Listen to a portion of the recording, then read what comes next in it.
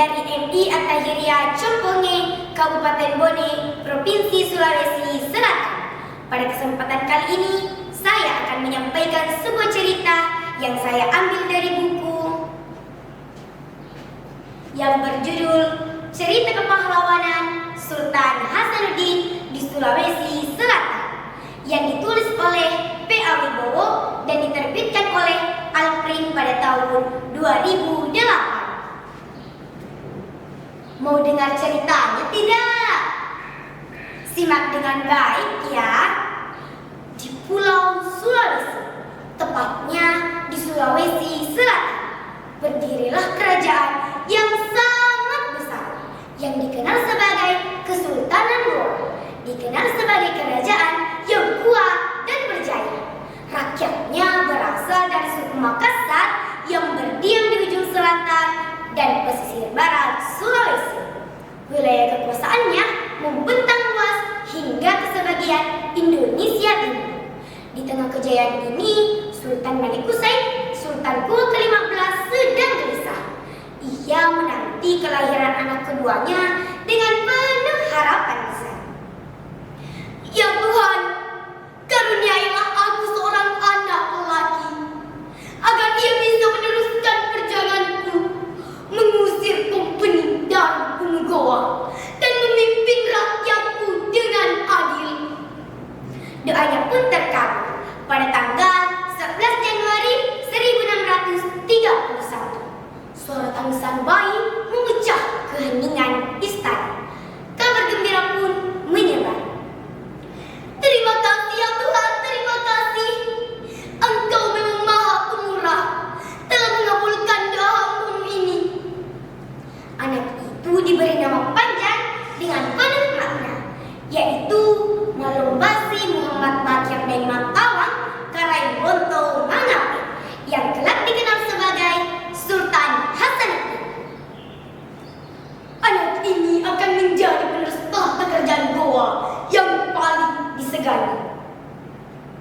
Dan benar, ketika dewasa, Sultan Hasanuddin menunjukkan kecakapannya dalam memimpin dan berperang.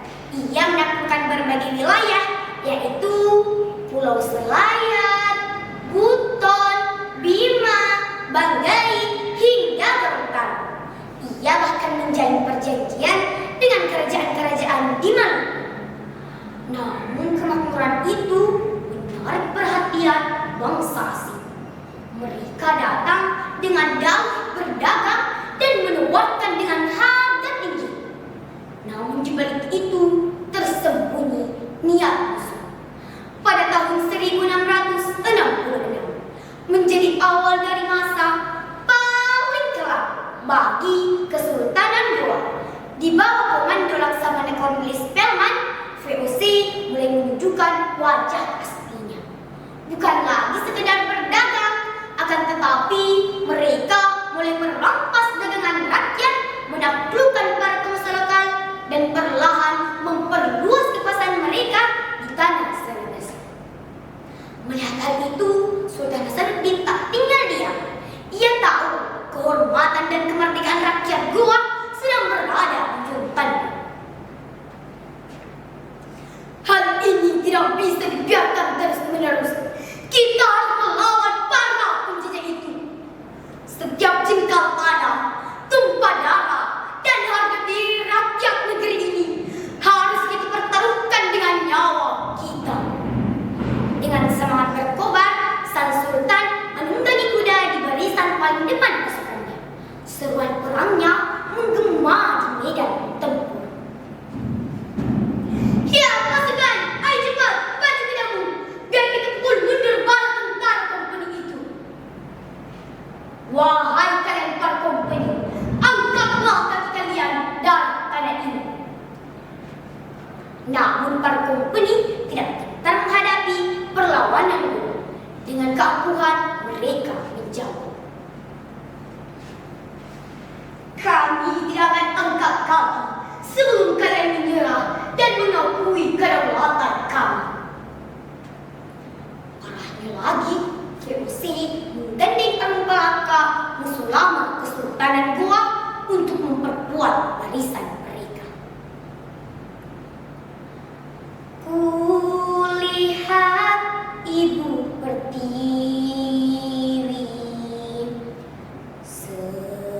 sedang bersusah hati. Air matanya berlinang, emas intanya terkenang. Dan Arunkalaka berkata kepada Spellman, "Aku bekerja sama denganmu bukan untuk memenuhi ambisi menjajah, akan tetapi untuk mempertahankan Kesultanan Boni." Pecahlah pertempuran yang panjang dan sengit. Pasukan Goa sempat mendorong mundur pasukan VOC dan Boni, membuat musuh kalah kabur. Namun VOC kembali dengan kekuatan yang lebih besar. Ia mendatangkan bala bantuan dari Batavia, pasukan lebih banyak, persenjataan lebih lengkap. Di tengah desakan, Sultan Hasanuddin memberi perintah mundur untuk menyusun pertahanan ulang. "Kita terdesak, mundur, kembali ke benteng." Meski jumlah pasukan Goa jauh lebih sedikit dibandingkan kompeni, akan tetapi setelah menyusun pertahanan ulang, sang Sultan tetap berdiri tegak dan memberi perintah dengan tegas, "Tetap pada posisimu, jangan sampai mundur." Namun perjuangan itu mencapai titik akhir pada tahun 1669. Benteng Songaopu, benteng terakhir dan terkuat Kesultanan Goa, akhirnya ditembus oleh kompeni. Terpaksa Sultan Hasanuddin menandatangani perjanjian Bungaya, sebuah perjanjian yang sangat merugikan Goa. Meski telah dipaksa tunduk, ia masih melawan meski dengan kekuatan yang semakin menipis. Setahun kemudian, tepat pada tanggal 12 Juni 1670, Sultan Hasanuddin wafat. Ia meninggalkan sejarah sebagai seorang pemimpin gagah berani, tak gentar menghadapi penjajah, dan tak pernah tunduk tanpa perlawanan. Rakyat mengenangnya dengan gelar kehormatan yang tak pernah pudar, yaitu ayam jantan dari timur, simbol keberanian dan semangat berjuang dari Sulawesi Selatan. Wassalamualaikum warahmatullahi wabarakatuh. Itu bukan suara kokokan ayam biasa lagi, tapi itu suara kokokan ayam